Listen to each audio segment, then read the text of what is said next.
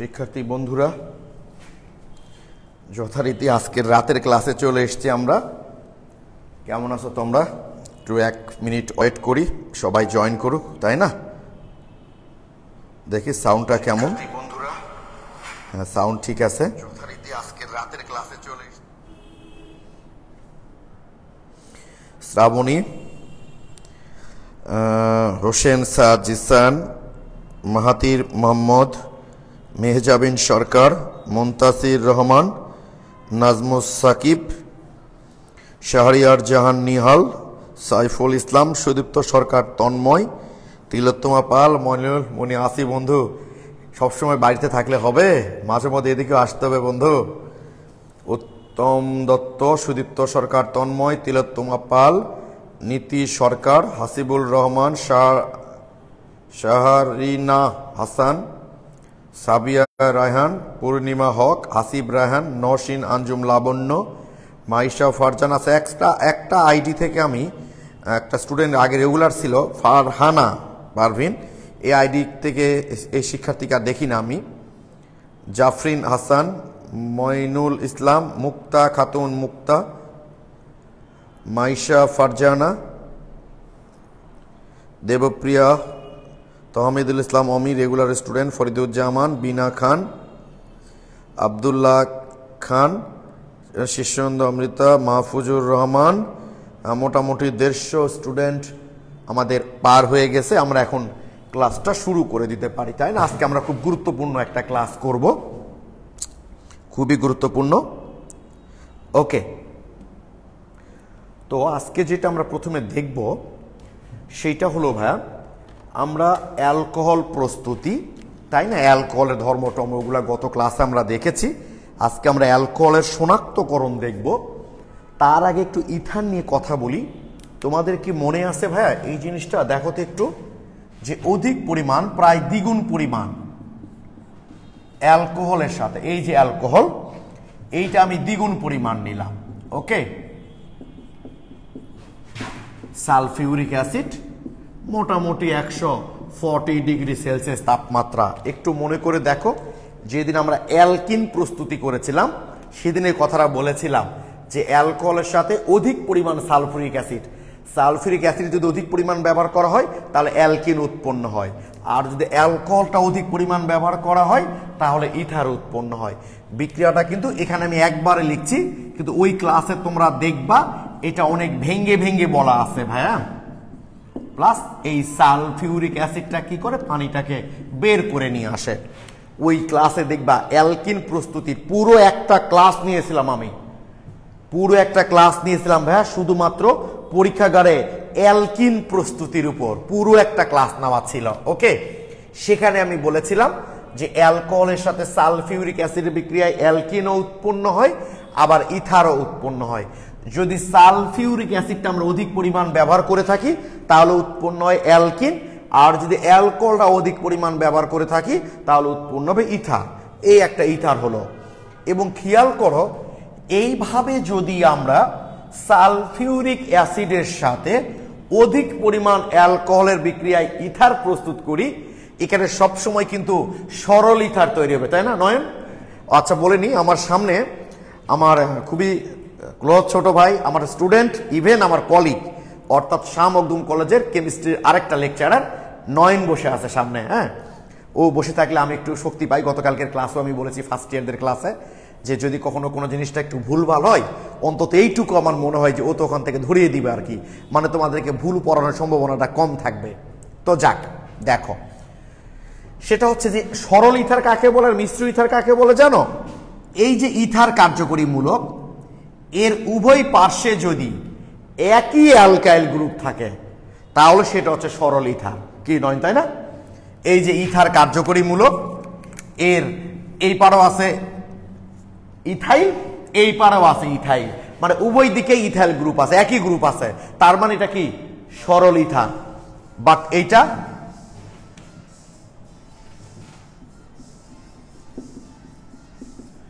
বলো তো কি বলছে, বাট এইটা কি দেখো তো, এই যে ইথার কার্যকরী মূলক, তাই না? এর একদিকে আছে ইথাইল গ্রুপ, একদিকে আছে মিথাইল গ্রুপ। তার মানে এইটা কিন্তু মিশ্র ইথার। তাহলে মাথায় থাকবে, অনেক সময় এমসিকিউ এ কিন্তু ভাইয়া এই জিনিসটা দেয় যে নিচের কোনটি সরল ইথার, কোনটি মিশ্র ইথার। অর্থাৎ দেখবা ইথার কার্যকরী মূলকের উভয় পার্শ্বে একই অ্যালকাইল গ্রুপ থাকলে, এগুলো কথা তোমরা খাতায় লিখে রাখবা যে ইথার কার্যকরী মূলকের উভয় দিকে, বলো ভাইয়া ক্লাস নিচ্ছে বলে বলবা যে 9টার পর ফোন দেয় যেন। ইথার কার্যকরী মূলকের উভয় পাশে যদি একই অ্যালকাইল গ্রুপ থাকে তাহলে সেটা সরল ইথার, আর যদি ভিন্ন অ্যালকাইল গ্রুপ থাকে তাহলে সেটা হচ্ছে মিশ্র ইথার। কে মনে থাকবে যে ইথার কার্যকরী মূলকের উভয় পার্শ্বে যদি একই অ্যালকাইল গ্রুপ যুক্ত থাকে তাহলে সেটাকে বলা হয় সরল ইথার, আর যদি ভিন্ন অ্যালকাইল গ্রুপ থাকে তাহলে সেটাকে বলা হয় মিশ্র ইথার। এই যে কার্যকরী মূলকের উভয় পার্শ্বে দেখো ভাই একই অ্যালকাইল গ্রুপ আছে, তাই এটা হলো সরল ইথার, আর এখানে দেখো ভিন্ন অ্যালকাইল গ্রুপ আছে, অতএব এইটা হচ্ছে মিশ্র ইথার। তোমরা নিশ্চয় ক্লিয়ার এটা? ওকে,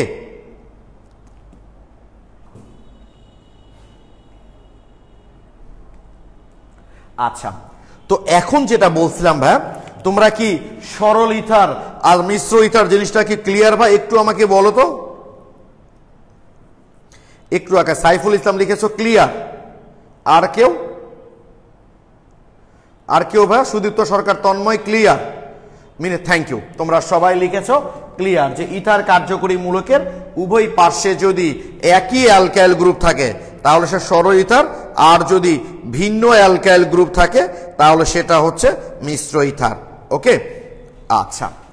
এইবার খেয়াল করো ভাইয়া যে যদি আমরা অধিক পরিমাণ অ্যালকোহলের সাথে সালফিউরিক অ্যাসিডের বিক্রিয়া করি সব সময় কিন্তু সরল ইথার তৈরি হবে। দেখো তুমি যদি এখানে অধিক পরিমাণ ইথানল নাও তাহলে ডাইইথাইল ইথার, অধিক পরিমাণ যদি প্রোপানল নাও তাহলে ডাইপ্রোপাইল ইথার, মানে সবসময় সরল ইথার তৈরি হবে, মানে সবসময় সরল ইথার তৈরি হবে।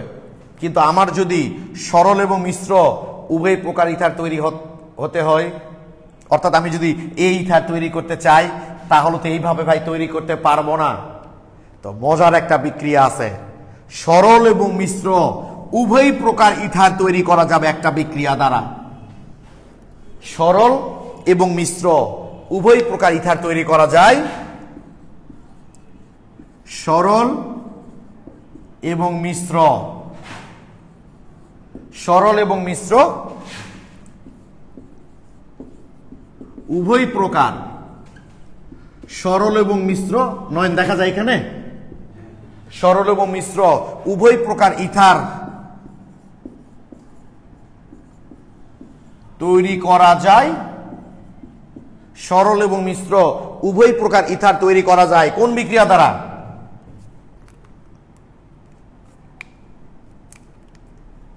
কি কালার দিয়ে লিখে দিই? সবুজ দিয়ে লিখলাম, উইলিয়ামসন, উইলিয়ামসন বিক্রিয়া দ্বারা। মানে এই উইলিয়ামসন বিক্রিয়া সেটা কি এখন আমরা আলোচনা করব। তো মাথায় রাখবা এই উইলিয়ামসন বিক্রিয়া দ্বারা সরল এবং মিশ্র উভয় প্রকার ইথার তৈরি করা যায়। তোমাদের মাথায় থাকবে এটা, সরল এবং মিশ্র উভয় প্রকার ইথার তৈরি করা যায় উইলিয়ামসন বিক্রিয়া দ্বারা। কথা ক্লিয়ার নাকি ভেজাল আছে কোনো?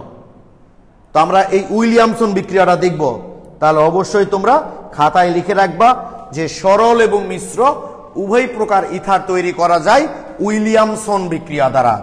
ও বিক্রিয়া কথাটা লিখিনি, উইলিয়ামসন বিক্রিয়া, সরল এবং মিশ্র উভয় প্রকার ইথার তৈরি করা যায় উইলিয়ামসন বিক্রিয়া দ্বারা। ওকে, বিক্রিয়াটা কি দেখো ভাই, আর ও এন এ, নাম কি সোডিয়াম অ্যালকক্সাইড, সোডিয়াম অ্যালকক্সাইড।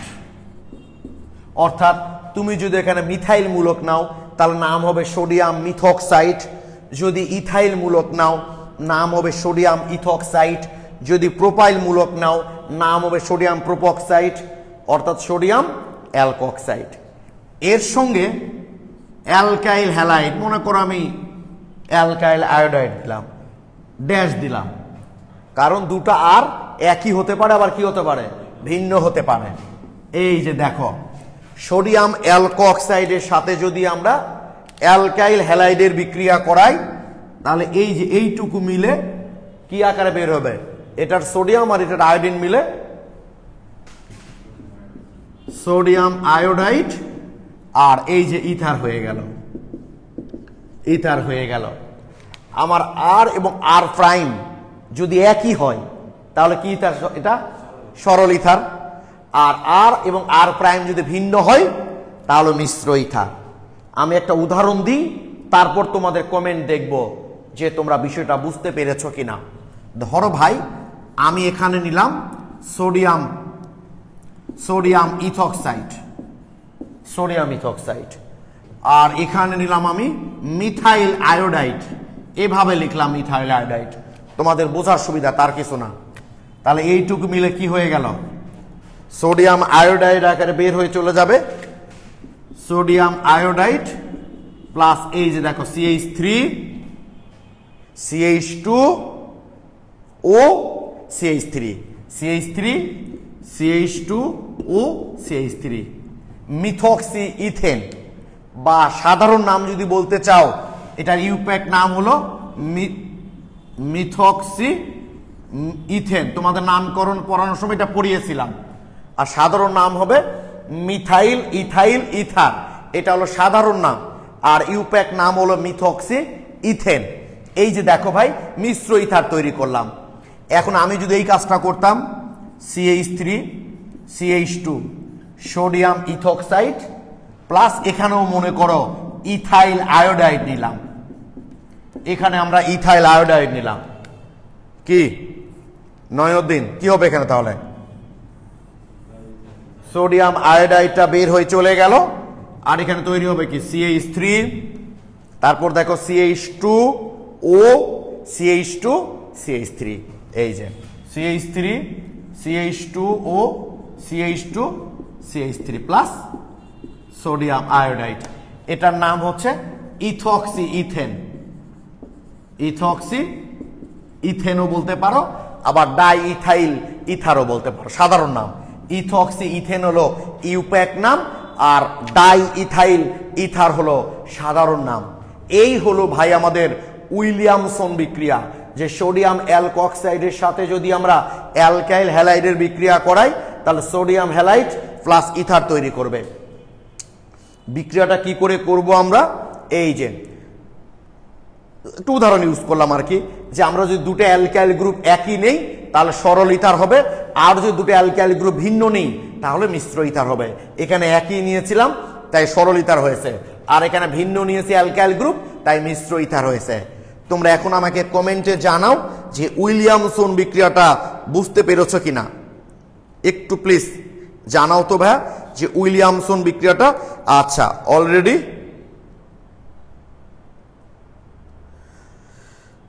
তামান্না খান তুবা লিখেছো ক্লিয়ার, তিলোত্তমা ক্লিয়ার, মেহজাবিন বুঝেছি, পিওরাই বুঝেছি, সবাই বুঝেছি লিখেছো, থ্যাংক ইউ। এই হলো ভাই আমাদের ইথার প্রস্তুতির আমরা দুটা গুরুত্বপূর্ণ বিক্রিয়া করলাম, যার একটা আগেই করেছিলাম আর একটা এখন করলাম।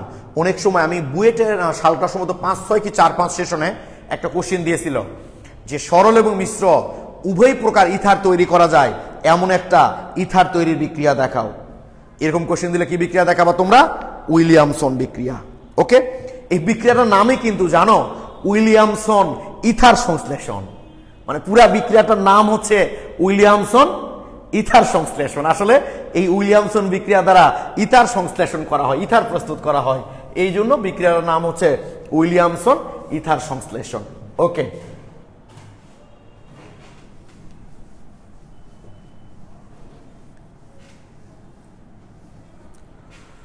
আশা করি সবাই বুঝতে পেরেছো এখন।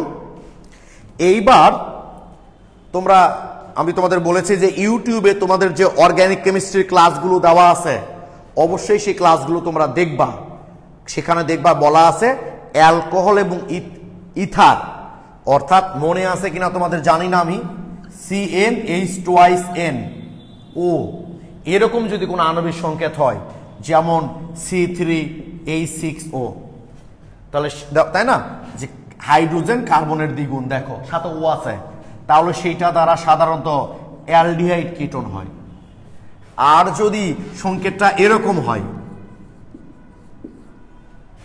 কি তাই না নয়, অর্থাৎ এই অংশটুকু যদি অ্যালকিনের মতো হয় তাহলে সাধারণত সেটা দ্বারা অ্যালডিহাইড কিটোন হয়। আর একটা হয় অবশ্য অসম্পৃক্ত অ্যালকোহল, অ্যালডিহাইড কিটোন আর হচ্ছে অসম্পৃক্ত অ্যালকোহল, এগুলো নিয়ে তোমাদের ডিটেলস আলোচনা আছে দেখবা।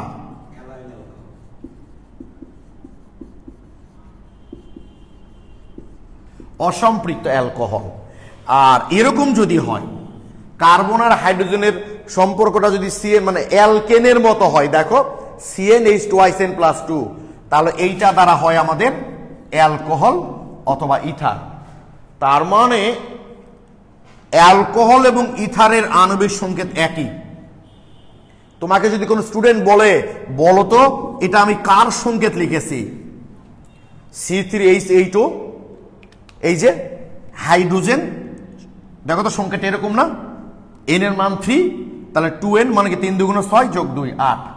তোমাকে যদি কেউ জিজ্ঞেস করে বলো তো এটা আমি কোন যৌগের সংকেত লিখেছি, তুমি তাকে বলবা এটা অ্যালকোহলও হতে পারে আবার ইথারও হতে পারে।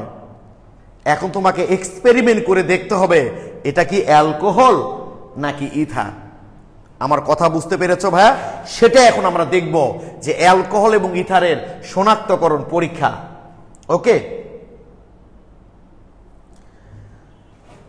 সৌরভ হাসান লিখেছো ভাই আটকে যাচ্ছে। আসলে আটকে গেলে আমি কি করবো, আমার এখানে আটকায়নি, বুঝছো, তোমার নেটের প্রবলেম। হ্যাঁ, এখানে 4G-তে ক্লাস হচ্ছে, আটকানোর কোনো চান্স নাই। আমি এক ফোনে দেখছি আর এক ফোনে তোমাদের রেকর্ড হচ্ছে। আচ্ছা, তাহলে কি বললাম আমরা, যে এরকম একটা আণবিক সংকেত যদি তোমাদের দিয়ে কেউ বলে এই আণবিক সংকেতটা কার, সেটা অ্যালকোহলও হতে পারে ইথারও হতে পারে। আমরা কি করে বুঝবো এটা অ্যালকোহল না ইথার, সেটার শনাক্তকারী পরীক্ষাটা আমরা এখন দেখব। সেইটা হলো, দেখো একটু ভাইয়া,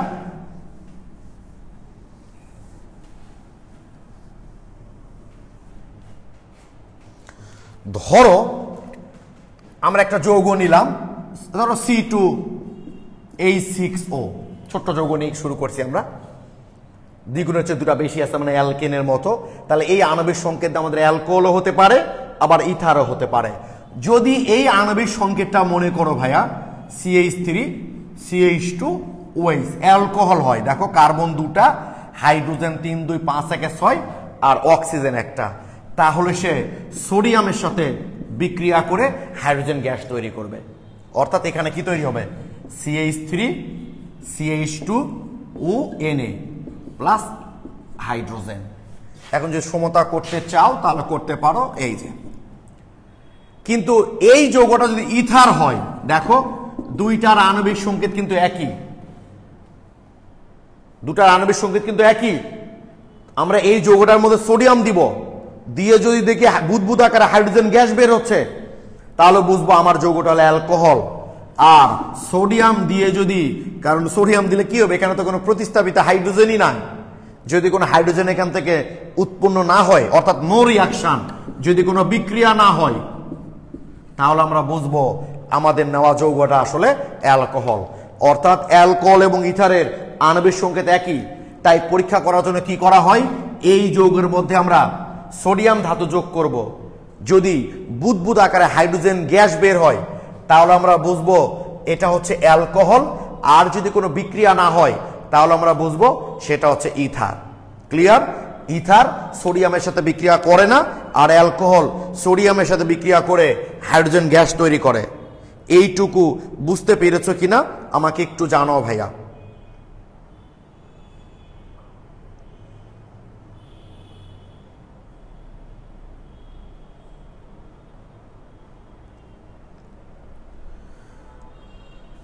okay, clear, thank you. Saiful Islam লিখেছ ক্লিয়ার, ওকে, সবাই মোটামুটি ক্লিয়ার লিখেছ। এই গেল অ্যালকোহল শনাক্তকরণের একটা বিক্রিয়া বা ইথার শনাক্তকরণ, একই কথা কিন্তু, সোডিয়াম বিক্রিয়া করলে অ্যালকোহল, না করলে ইথার। এইবার এই যৌগটা যদি অ্যালকোহল হয় তাহলে তোমাদের নিশ্চয়ই মনে আছে ফসফরাস পেন্টাক্লোরাইডের সাথে বিক্রিয়া করে কি তৈরি করবে দেখো ভাই, একটু মনে আসতো নিশ্চয়ই, ওএইচটা সিএল দ্বারা প্রতিস্থাপিত হয়ে যাবে, আমরা করেছিলাম এর আগে। Alkyl halide plus phosphorus oxychloride plus HCl gas, তাই না? HCl গ্যাস তৈরি করবে। বাট আমার এই যৌগটা যদি ইথার হয় তাহলে সে ফসফরাস পেন্টাক্লোরাইডের সাথে বিক্রিয়া করে 2 অণু অ্যালকাইল হ্যালাইড তৈরি করবে, কারণ এইটা একটা অ্যালকাইল হ্যালাইড, এই একটা অ্যালকাইল হ্যালাইড। যেহেতু এটা একটা সরল ইথার, দুই দিকে একই অ্যালকাইল গ্রুপ আছে, তাই একবারে আমি 2 দিয়ে অ্যালকাইল হ্যালাইড লিখে দিলাম। কোনো সমস্যা হবে নয়ন? হবে না। যদি দুটা ভিন্ন হতো তাহলে আলাদা লিখতে হতো। ধরো এই পার মিথাইল আছে, এই পার ইথাইল আছে, দেখাচ্ছি আমি একটু পরে দেখাচ্ছি, দাঁড়া। তাহলে লিখতাম methyl halide plus ethyl halide এরকম, প্লাস ফসফরাস অক্সিক্লোরাইড। এখানে HCl তৈরি হবে না, অর্থাৎ এই যৌগের মধ্যে আমরা ফসফরাস পেন্টাক্লোরাইড যোগ করব, করে যদি দেখি HCl গ্যাস তৈরি হচ্ছে তাহলে বুঝবো আমার এই যৌগটা হলো অ্যালকোহল। আর যদি HCl তৈরি না হয় তাহলে আমরা বুঝবো ইথার। তোমরা এখন নিশ্চয়ই বলবা যে HCl তৈরি হয়েছে কি হয়নি, এইটা আমরা আসলে কি করে বুঝবো? তোমরা করবা কি, এই প্র্যাকটিক্যাল যখন করা হয় এই যৌগের মধ্যে ফসফরাস পেন্টাক্লোরাইড দিয়ে একটা কাঁচ দণ্ড অ্যামোনিয়া দ্রবণের মধ্যে ডুবানো হয়, ডুবিয়ে সেই কাঁচ দণ্ডটা এই পাত্রের উপর ধরা হয়। ধরলে যদি HCl গ্যাস উৎপন্ন হয় তাহলে সে অ্যামোনিয়ার সাথে বিক্রিয়া করে অ্যামোনিয়াম ক্লোরাইড তৈরি করে ফেলবে, অর্থাৎ সাদা ধোঁয়ার তৈরি হয়। অ্যাডমিশন টেস্টে এই কোশ্চেনটা অনেক জায়গায় দিয়েছে যে অ্যামোনিয়া নিচের কোন অ্যাসিডের সাথে বিক্রিয়া করে সাদা ধোঁয়া তৈরি করে? HCl। অর্থাৎ HCl তৈরি হলো কি হলো না এটা টেস্ট করার জন্য আমরা একটা কাঁচ দণ্ডের মাঝে কি করব, একটা কাঁচ দণ্ড কি করব, অ্যামোনিয়া দ্রবণে দ্রবীভূত করে সেই কাঁচ দণ্ডটা এই টিউবে, মানে এটা যে পাত্রে রিয়াকশনটা করব তার উপরে ধরবো, ধরে ফসফরাস পেন্টাক্লোরাইড যোগ করব। যদি দেখি আমার ওই কাঁচ দণ্ডে সাদা ধোঁয়া তৈরি হচ্ছে, তার মানে বুঝবো যে ওখানে HCl তৈরি হচ্ছে। আর যে সাদা ধোঁয়া তৈরি না হয় তার মানে HCl তৈরি হয়নি, আর HCl তৈরি হয়নি মানে ওটা ইথার, আর HCl তৈরি হয়েছে মানে অ্যালকোহল। এভাবে ফসফরাস পেন্টাক্লোরাইডের দ্বারাও আমরা অ্যালকোহল এবং ইথারের মধ্যে পার্থক্য নির্ণয় করতে পারি। আচ্ছা, মিশ্র ইথারে কি হবে দেখাচ্ছি ভাইয়া। তোমরা আগে বলো এই রিয়াকশনটা বুঝতে পেরেছো কিনা, একটু বলো আমাকে। মিশ্র ইথার বলছো তাই না?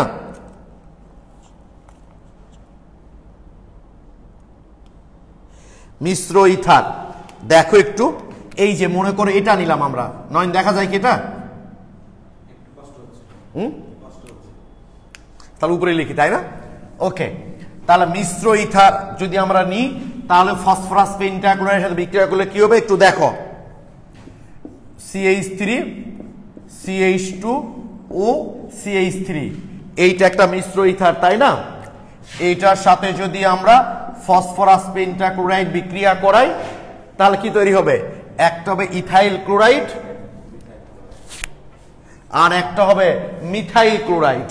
অর্থাৎ এই যে CH3 CH2 Cl plus CH3 Cl plus phosphorus oxychloride. অর্থাৎ যদি আমার ইথারটা মিশ্র ইথার হয় তাহলে দুটো অ্যালকাইল হ্যালাইড হবে, আর যদি সরল ইথার হয় তাহলে একটা অ্যালকাইল হ্যালাইড। 2 অণু হবে কেন? ওজনে বিক্রিয়া করার সময় দেখিনি আমরা 2 অণু হোক আর 14 অণু হোক, একটাই তো। অর্থাৎ সরল ইথার যদি হয়, খেয়াল করো, তাহলে একটা অ্যালকাইল হ্যালাইড তৈরি হচ্ছে। 2 অণু হতে হবে অবশ্যই, কিন্তু একটাই হবে।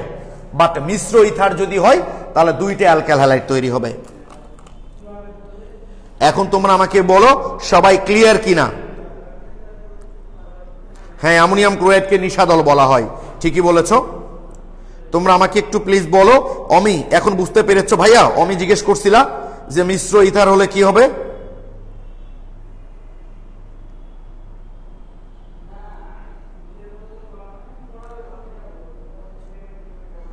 অমি কি বুঝতে পেরেছো ভাইয়া? একটু জানাও। আচ্ছা, মোটামুটি সবাই লিখছো যে ক্লিয়ার, থ্যাংক ইউ। তোমরা যদি ক্লিয়ার হও আমরা এখন একটা প্রশ্ন আলোচনা করব। তোমরা আগেই কেউ সলিউশন দেখবা না। এটা শাহজালাল মানে শাস্ত্রের কোশ্চিন আর কি, শাহজালাল বিজ্ঞান এবং প্রযুক্তি বিশ্ববিদ্যালয়ের কোশ্চিন। তোমরা একটু একটু করে ভাই বুঝছো, অ্যাডমিশন টেস্টের প্রশ্নগুলোও দেখো, তাহলে তোমাদের কনসেপ্ট ভালো হবে। যেমন 330 পেজের 110 নাম্বার এমসিকিউটা দেখো ভাইয়া তোমরা, আগেটা দেখো 330 পেজের 110 মেডিকেল অ্যাডমিশন টেস্টে দিয়েছে। 330 পেজের 110 number MCQ, page number 330, question number হচ্ছে 110। বলা হয়েছে ইথার সম্পর্কে নিচের কোন তথ্যটি সঠিক নয়। তোমরা 330 নাম্বার পেজের 110 নাম্বার কোশ্চিনটা একটু বের করো তো ভাইয়া।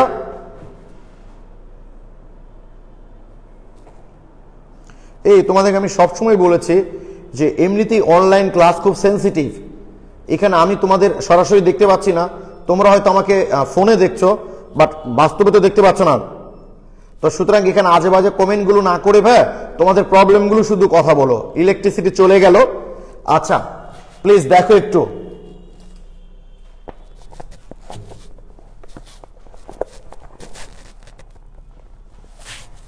এটার জন্য বোধ একটু ছায়া পড়ছে না, আচ্ছা ওইদিকে লিখবো, অসুবিধা নেই। আমার বিশ্বাস তোমরা বের করেছো। 330 পেজের 110, ইথার সম্পর্কে নিচের কোন উক্তটি সঠিক নয়।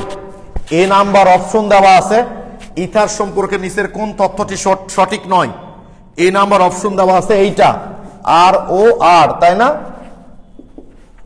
Plus phosphorus pentachloride. উৎপাদ কি দেওয়া আছে এখানে, আর Cl plus phosphorus oxychloride plus HCl. তার মানে পরের অপশনগুলো আর দেখার দরকার আছে ভাই, বুঝতেই পারছি এটাই সঠিক নয়, কারণ ইথার ফসফরাস পেন্টাক্লোরাইডের সাথে বিক্রিয়া করে এইচসিএল তৈরি করে না। এইটা আমাদের মেডিকেল অ্যাডমিশন টেস্ট 8-9 সেশনে দিয়েছে। হ্যাঁ, সবাই উত্তর অবশ্য সঠিক লিখে দিয়েছ। এবার আমরা শাস্ত্রের একটা কোশ্চিন দেখবো। শাস্ত্র, তোমরা জানো যে শাস্ত্রের প্রশ্ন কিন্তু খুব বেসিক প্রশ্ন হয়, হ্যাঁ খুবই বেসিক প্রশ্ন হয়।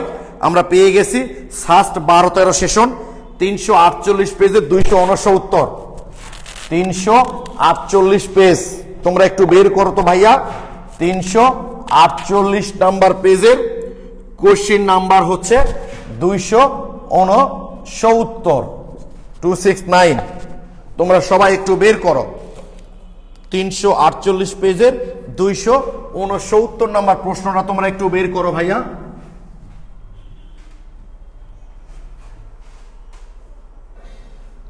ও আচ্ছা, মেহেদি হাসান লিখেছ BCD অপশনগুলো বুঝাই দেন। ওগুলো তো ভাই ইথারের ব্যবহার বোধহয় দেওয়া আছে। বি নাম্বার চেতনানাশক, তোমরা ইথারের ব্যবহার করবা, কনসেপ্ট বুকে আছে।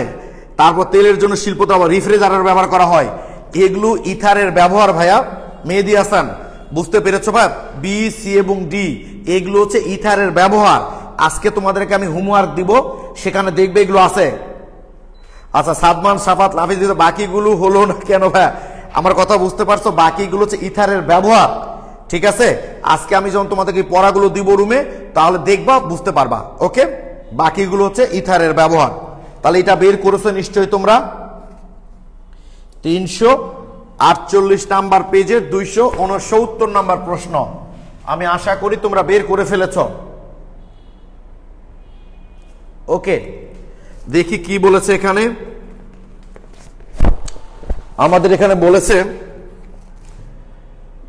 C4H10O, তোমরা নিশ্চয়ই বের করছো। 348 পেজে 269 যৌগটি কি বলেছে ভাই?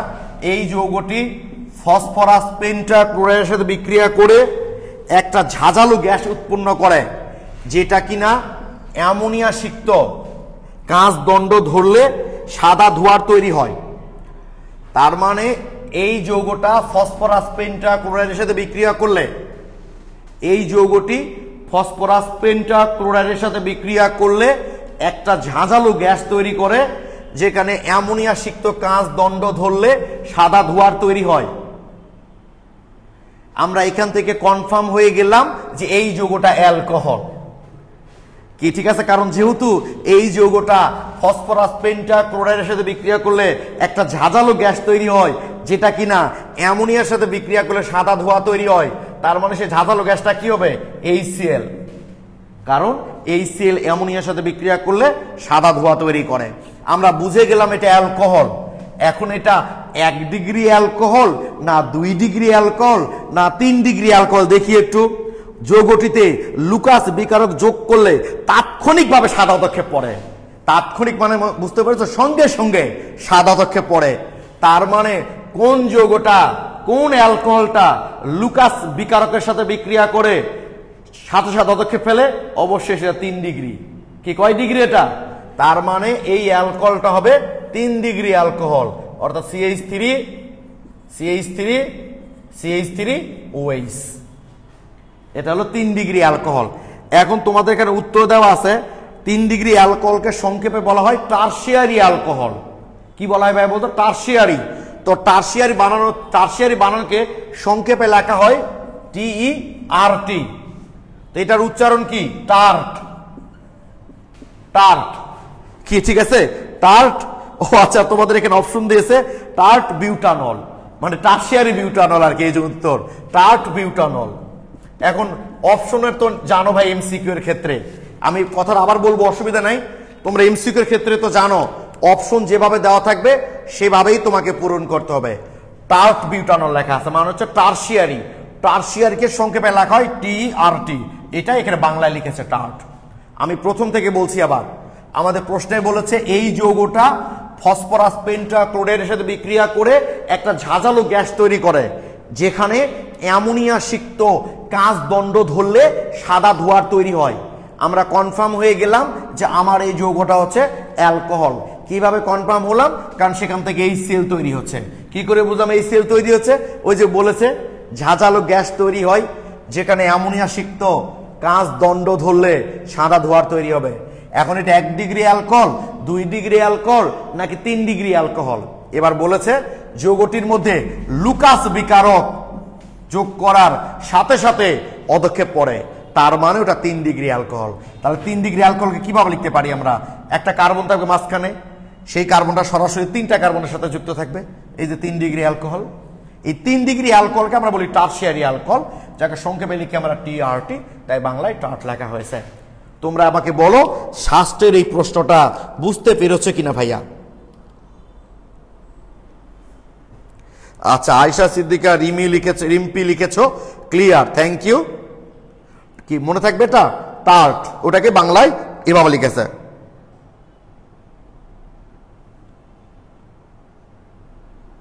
আচ্ছা, থ্যাংক ইউ সবাই লিখেছো ক্লিয়ার। তাহলে এই মোটামুটি আমরা অ্যালকোহল এবং ইথারের পার্থক্যকরণ বলো আর শনাক্তকরণ পরীক্ষা বলো না কেন আমাদের হয়ে গেল। তো এতক্ষণ যতটুকু পড়লাম ততটুকু আগে একটু দাগাই দিই, তারপর আমরা নতুন টপিক শুরু করব। ঠিক আছে? এইটুকু আগে দাগাই দিই ভাইয়া তোমাদের।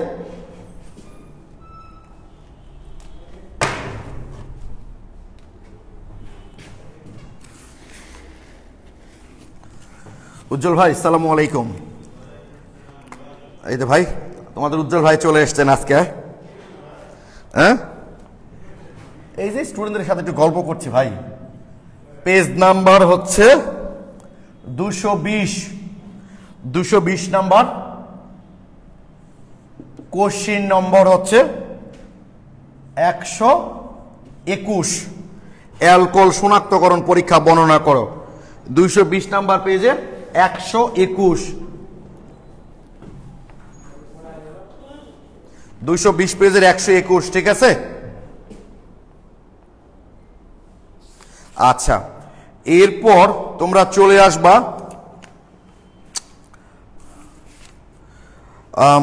227 নাম্বার পেজ। এরপর পেজ নাম্বার হচ্ছে 227, কোশ্চিন নম্বর হচ্ছে 133। এই যে ইথার প্রস্তুতি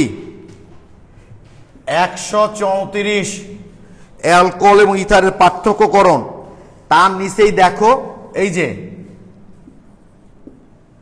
ডাইইথাইল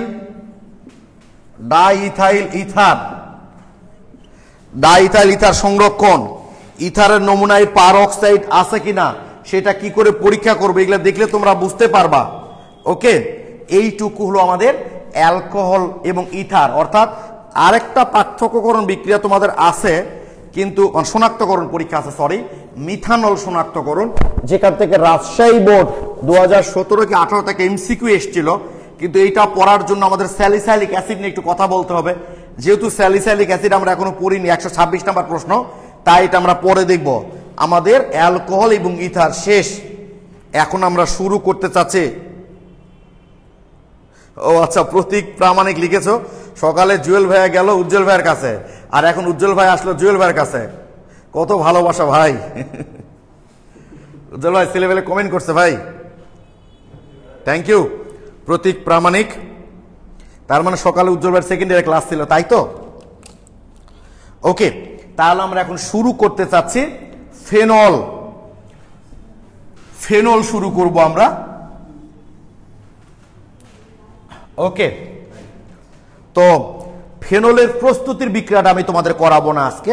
প্রস্তুতির বিক্রিয়া একটু বড়, তো তোমাদের বুঝতে একটু প্রবলেম হতে পারে, তাই প্রস্তুতির বিক্রিয়া আমি পরে করছি।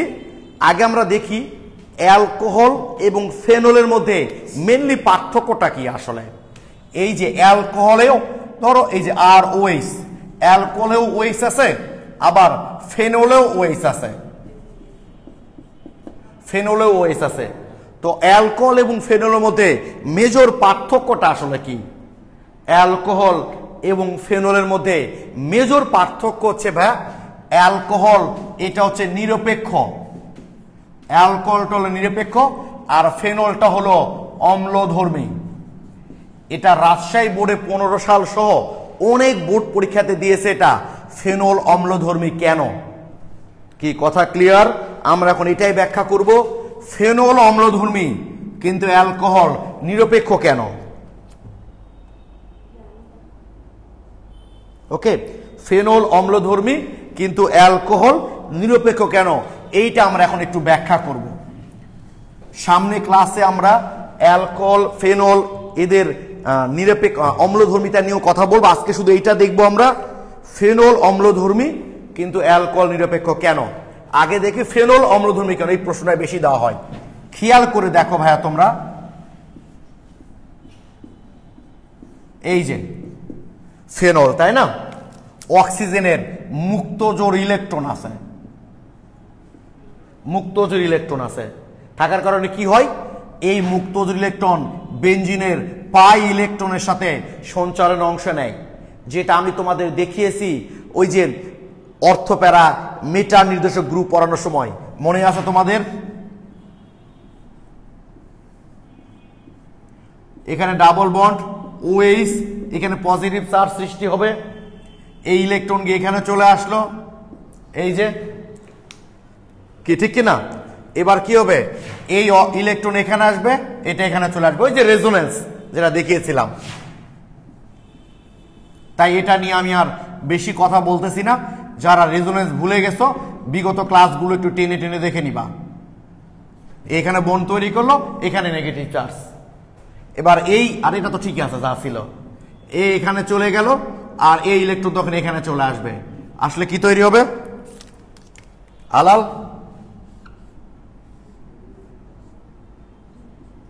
ও সরি, পজিটিভ চার্জ দিতে ভুলে গেছি না, এটা ঠিক আছে, এখানে এখানে নেগেটিভ। এবার এই যে এই ইলেকট্রন এখানে চলে গেল, মানে জাস্ট রেজোনেন্স কাঠামো। আবার আগের মতো, তাই না, মুক্তজোড় ইলেকট্রন, আচ্ছা মুক্ত দিতে ভুলে গেছি, তাই না? এই যে, তো আমরা দেখতে পাচ্ছি এই অক্সিজেনের মুক্তজোড় ইলেকট্রনটা বেঞ্জিনের পাই ইলেকট্রনের সাথে সঞ্চারণে অংশ নেওয়ার ফলে অক্সিজেন কিছুটা পজিটিভ চার্জে চার্জিত হয়। ফলে কি হয় ভাই বলতো, এই অক্সিজেন পজিটিভ চার্জে চার্জিত হওয়ার কারণে এই প্রোটনটা সহজেই এখানে ইলেকট্রন দিয়ে চলে যায়, গেলে কি তৈরি হবে, এখানে এখান থেকে যদি প্রোটনটা বের হয়ে চলে যায় তাহলে এই ফিনেট আয়নও বলতে পারো, ফিনোটও বলতে পারো, অথবা ফিনক্সাইডও বলতে পারো। ফিনক্সাইডও বলতে পারো তোমরা, ফিনোটও বলতে পারো, আবার কি বলতো ফিনক্সাইডও বলতে পারো। অর্থাৎ তাহলে কি দেখছি আমরা, দেখো দেখি ভাই, যে এই হাইড্রোজেন যদি তার ইলেকট্রনটা দিয়ে চলে যায়, দিয়ে যদি বের হয়ে চলে যায়, ফিনেট আয়ন তৈরি হয়। এই ফিনেট আয়নের সুস্থিতি এর চেয়েও বেশি, কারণ তখন আরো বেশি মাত্রায় ইলেকট্রনটা কি করে বলতো রেজোন্যান্স অংশ নিতে পারে। মানে ফেনলের চেয়েও ফিনেটের সুস্থিতি বেশি, তাই ফেনল যে কোনো মুহূর্তে প্রোটন ত্যাগ করে ফিনেট আয়ন তৈরি করতে পারে, তাই ফেনল হচ্ছে অম্লধর্মী। আর অ্যালকোহল নিরপেক্ষ এই কারণে ভাই, যে এই অক্সিজেনের কাছ থেকে নেওয়ার মতো তো কোনো মূলক এখানে নাই, বরং কি আছে, দেওয়ার মতো মূলক আছে এখানে, বরং অ্যালকাইল মূলক আরো ইলেকট্রন দান করে, ফলে এখান থেকে এইচটা চলে যায় না। আর যদি কোনো কারণে তাপ চাপ দিয়ে আমরা বের করে দিই, তাহলে এটা কোনো সুস্থিতি নাই, আসলে এটা খুবই অস্থিতিশীল, অর্থাৎ এটা তৈরি হতে চায় না। সহজ কথা হচ্ছে, ফেনল তার অক্সিজেনের যে মুক্তজোর ইলেকট্রন আছে, সেই ইলেকট্রন দ্বারা এই রেজোন্যান্স অংশ নেওয়ার কারণে অক্সিজেন কিছুটা পজিটিভ চার্জে চার্জিত হয়, যার কারণে এখান থেকে প্রোটন বের হয়ে ফিনেট আয়ন তৈরি হয়। আর এই ফিনেট আয়নের সুস্থিতিটাও এর চেয়ে বেশি, ফলে আমরা সবাই কি হতে চাই, সুস্থিত হতে চাই। ফলে এও প্রোটন ত্যাগ করে সুস্থিত হবে, বাট এরকম অ্যালকোহলের কোনো রেজোন্যান্স কাঠামো নাই এখানকার, এই ফলে এখান থেকে প্রোটন বের হয় না, এর সাথে গ্রহণকারী গ্রুপ তো নাই, বরং দানকারী গ্রুপ আছে, তাই এখান থেকে এইচটা প্রোটন আকারে বের হয় না, আর বের করলেও এর কোনো সুস্থিতি নাই আসলে। তাই ফেনল অম্লধর্মী, অ্যালকোহল নিরপেক্ষ।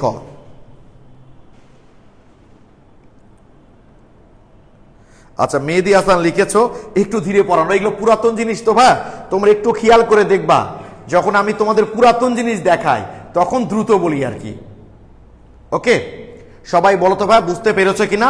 আমি আরেকবার হাইলাইট করছি যে ফেনলের অক্সিজেনের মুক্ত ইলেকট্রন, যেহেতু ফিনাইল মূলক হলো ইলেকট্রন গ্রাসী মূলক, সেই ইলেকট্রনগুলোকে তার দিকে টেনে নেওয়ার কারণে এই অক্সিজেনে পজিটিভ চার্জ সৃষ্টি হয় কিছুটা।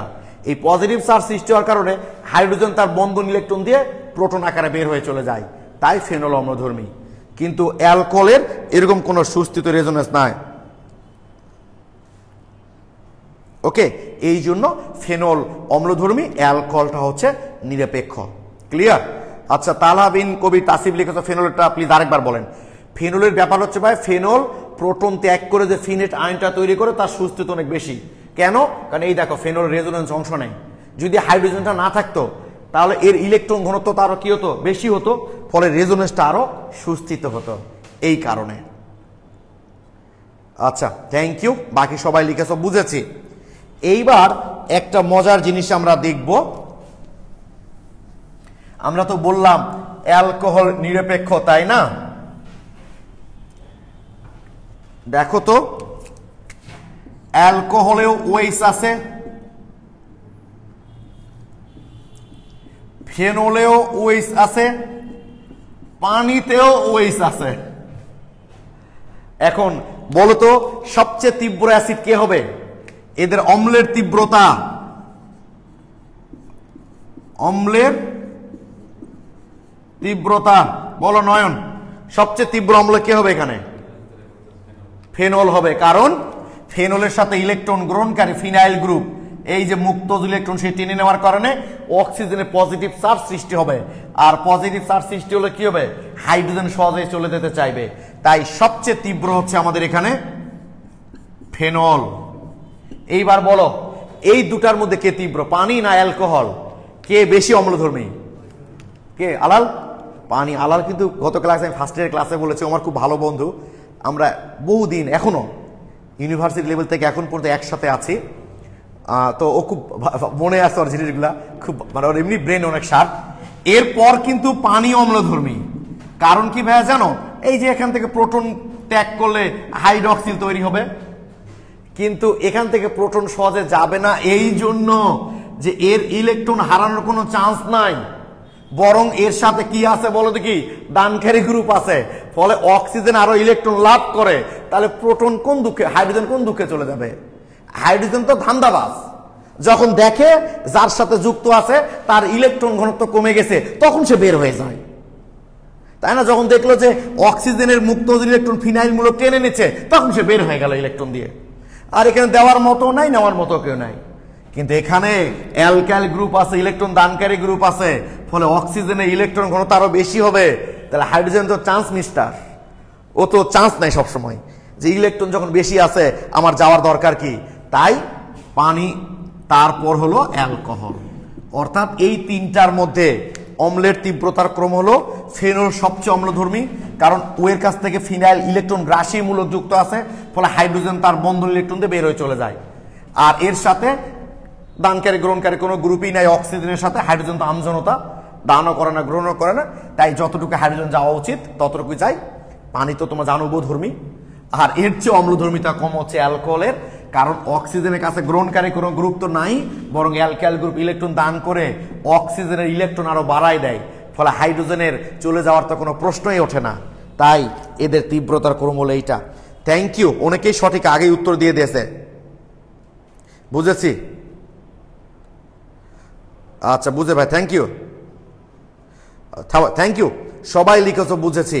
এই প্রশ্নটা কিন্তু ভাই অনেক জায়গায় বোর্ড পরীক্ষাতে দিয়েছে। এইটা হলো আমাদের 225 পেজের 130, পেজ নাম্বার 225, কোশ্চিন নম্বর হচ্ছে 130। ওকে, তো এই টপিকসে একটু পড়া জিনিস থাকছে তো ভাইয়া, তাই আমাদের অল্প সময় একটু বেশি পড়া হয়ে যাচ্ছে। আর অর্গানিক তো বলেছি আমি তোমাদের, যত সামনে যাবা তত দেখবা আগে পড়া হয়ে গেছে, ফলে খালি রিভাইসের মতো মনে হবে আর কি। তো আমাদের অ্যালকোহল ফেনল অম্লধর্মী কেন এটা হয়ে গেল। তো ফেনল প্রস্তুতি বিক্রিয়াটা একটু বড় সড়ো বিক্রিয়া, একটু বেশি ইম্পর্টেন্ট। তো সেটা নিয়ে আজকে আমরা আর কথা না বলি, আমাদের মাত্র 45 মিনিটস ক্লাস হলো এনাফ। অনলাইনে 45 মিনিট বেশি ক্লাস করা অনেক টাফ। তো আগামী ক্লাসে আমরা ফেনল প্রস্তুতি সহ মোটামুটি ফেনলের বিক্রিয়া আমাদের শেষ হয়ে যাবে। আগামী ক্লাসে আমরা ফেনল শেষ হয়ে যাবে। তাহলে ফেনল যদি শেষ হয়ে যায় তাহলে আমাদের 3টা টপিকস হয়ে গেল, অ্যালকোহল, ফেনল, ইথার। আগামী ক্লাসে ফেনল শেষ করে পরে ক্লাস থেকে আমরা শুরু করব কার্বনিল যৌগ। ওকে, সবাই ভালো থেকো, সুস্থ থেকো, সবার জন্য শুভকামনা রইল। আসসালামু আলাইকুম।